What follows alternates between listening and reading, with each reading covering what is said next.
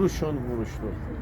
İndi söz səndədir. Allah təbaraka və Teala bəzən onlara deyər ki, mələklərinə, onlara nə verim mən? Deyərlər, cənnət ver, o bilsin ver, bu bilsin ver. Mən sizlərə bir dənə söz demək istəyirəm. Həzrəti Əli əleyhissalama sual verdilər ki, sən əfsəlsən, Nuh, Adəm, ondan sonra İbrahim. Bilirsiniz, bəhvanatı uzadmayın. O deyir ki, əlbəttə ki, mən Adəmdən əfzələm. Adəm cənnəti gördü, mən dünyanı. Adəm cənnətin neymətləri yedi. Ancaq mən bir dəfə buğda yeməmişəm. O buğdanı yeməklə oradan çıxarırdı. Mən İbrahimdən üstünəm. İbrahim bir oğlunu qurban demişdi.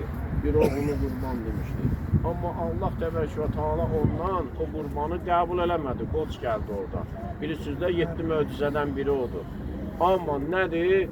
Mənim nəslimdən özüm başda olmağına görün nə qədər başlar kəsiləcək və Allah yolunda nə qədər qurbanlar gedəcək. Və bu gün də onun davamçılarını görürsün. Bax, həmən qurbanlardır. Həqiqətən də onları sevənlər deyir ki, İbrahimdən nədir? Ondan əfzəldirlər. Niyə görə? Çünki onun evlatları yaşayıb ömrünü çıxıb gediblər. Amma bu kişinin evlatları və bunu sevənlər, bunun ardıcılları nə ediblər? Cavan ikən canlarından keçirlər, vuruşublar, döyüşüblər. Necə ola bilər ki, bu dünyanın o biri tərəfi olmasın? Onda ədalət prinsipi harada qaldı?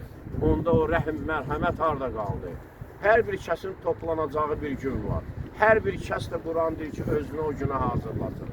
Vay olsun yalancılara, böhtan atanlara, şər atanlara. Niyə?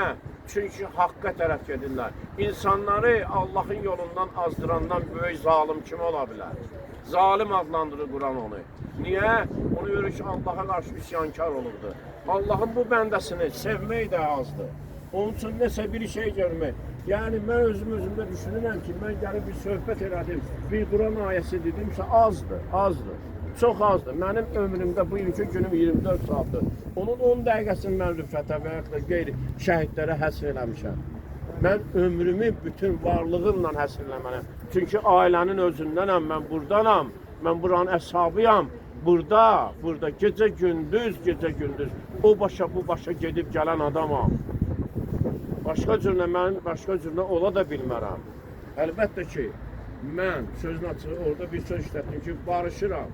Onu inan ki, bilirəm həqiqətləri nədir. Bugünkü bu şəhidimiz və buradakı şəhidlərimiz hamısı həqiqətdir, həqiqidirlər. Həqiqəti görək sevəsən, arxasınca gedəsən ki, izah tapasın. Sən onunla düşmənçilik eləməklə heç nəyə nail olmayacaqsan. Allahın kin və qəzəbindən başqa səni heç nə tapmaz. Allah şəhidlərimizi rəhmət eləsin.